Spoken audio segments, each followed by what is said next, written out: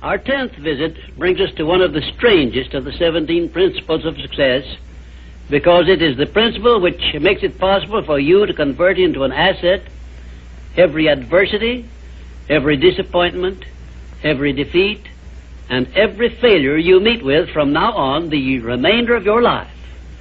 Yes, the principle of learning from adversity makes it possible for you to transmute all your past failures and mistakes into an asset which will help you achieve outstanding success in the future. At the very outset of this visit, I wish to call your attention to an important fact which may give you immediate possession of the great master key to success, namely, that your positive mental attitude is the only means by which you may convert adversities, defeats, and failures into assets.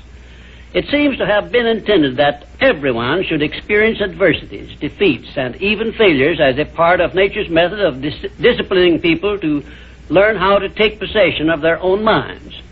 But the Creator very wisely provided everyone with the means for converting these experiences into benefits of a priceless value, the means being our privilege of maintaining and directing a positive mental attitude. Despite the benefits which we may get from adversities and unpleasant experiences of every nature, no one desires to meet with these experiences.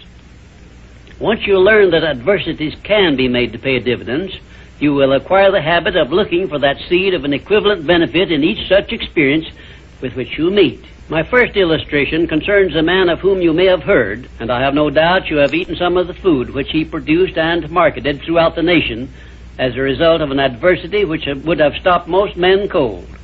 The man was Milo C. Jones, who owned a small farm near Fort Atkinson, Wisconsin, on which he made only a fair living until he was stricken down with double paralysis, which deprived him of every portion of his body except his brain.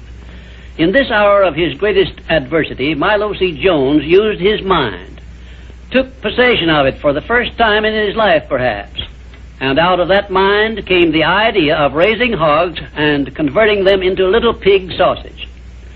And on that same farm, where previous to that adversity he made only a mere living, he found the seed of an equivalent benefit that compensated him for the loss of the use of his body and lived to see little pig sausage yield him a huge fortune.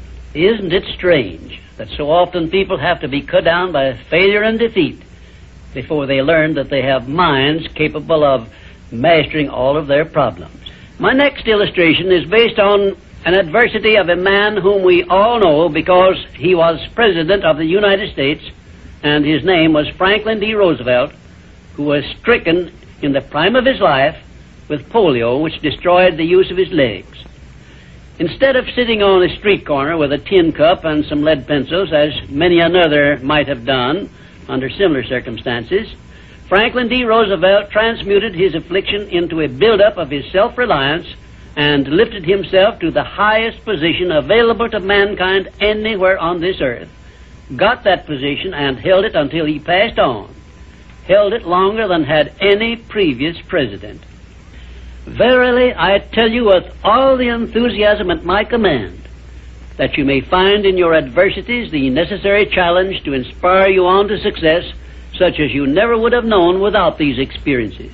Right here, may I remind you of the great importance of following the principle of a positive mental attitude, because this is the principle you will need most in converting unpleasant experiences into assets. My next illustration involves a very intimate personal experience of my own, which began when my mother passed on. I was 8 years of age. I know that the loss of one's mother at any age usually is regarded as an irreparable loss which offers no possible benefits.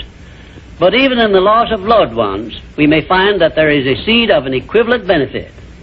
I found that seed in one of the most wonderful persons I have ever known when my father brought home my new mother. It was she who inspired me to prepare myself for the opportunity I was to receive later in life when I met Andrew Carnegie and received from him the commission to organize the world's first practical philosophy of personal success. Had it not been for the loss of my mother, I would not now be having this visit with you, and my books would not now be serving to help millions of people throughout the world to find their places in life. Nothing is ever so bad or so unpleasant that it may not yield some benefit if we keep a positive mental attitude toward the experience and make it a habit to look for that seed of an equivalent benefit. This, of course, involves the application of that important success principle, personal initiative. Now I come to an illustration which involves our great American way of life and all the personal freedom and opportunities we enjoy under our way of life. And it begins with our defeat of the British in 1778. Probably every Britisher believed that the loss of the American colonies was an irreparable loss which offered no possible benefits. Yet you and I know that if we had not defeated the British and made ourselves rich and powerful, the British Empire probably would have been wiped out in World Wars I or II. We know also that although the British Empire survived those two wars, it was our financial help which saved the British from starvation and bankruptcy. So, today, every Britisher should give thanks for the defeat of Lord Cornwallis's armistice, because that defeat finally became the means of survival of the British Empire. My next illustration brings us face to face with an adversity which involves you and I and every other person now living. I have reference to the trend in this and all other countries to rob individuals of their rights of personal freedom, a trend which is in direct violation of the obvious purpose of the Creator to give every individual the privilege of freedom of thought and action. There is something definite you and I can do about this common trend to rob us of our rights of personal freedom. We cannot turn it back entirely by our individual efforts, but we can and we should do something about it where it affects us individually and where we know what we can do and how we can do it. Of course you will ask, what can I do to influence a world trend? And I shall answer by saying there is something definite that you can do. You can refuse to accept this common trend and take full possession of your own mind, thus fulfilling your personal responsibility to your Creator. Remember those two sealed envelopes I mentioned in a previous visit. One of them is labeled riches you may enjoy by taking possession of your own mind.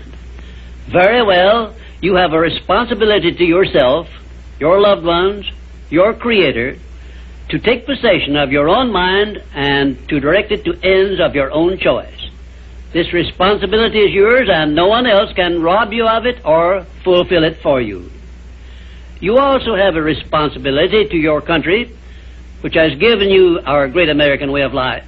Our great system of free enterprise, which is so designed as to provide one with every possible motive for taking possession of his own mind and writing his own ticket in life. It is definitely a part of the overall plan of the universe to give man the benefit only of those blessings he recognizes, embraces, and uses constructively. Tie your arm to your side and take it out of use, and nature rebels immediately by causing the arm to atrophy, wither, and become useless.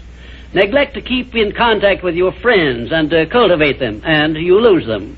Show indifference to the patrons from whom you earn your living, or the employer who pays your wages, and very soon you find yourself without a market for your services. It is an inevitable law of nature that you lose that which you do not use. And of course this applies to the use of your own mind, the same as to everything else. And we who so often boast that we are citizens of the richest, the greatest, and the most powerful nation civilization has yet produced, will do well to remember this law, through which we lose that which we do not properly use. In this visit, I have brought you what may be a surprise, or even a shock, by introducing this great principle of profiting by adversity. If you are ready for this principle, you will embrace it at once, and never again, as long as you live, will you brood over unpleasant experiences without knowing full well that your efforts could be better employed by searching for that seed of an equivalent benefit which is available in those experiences.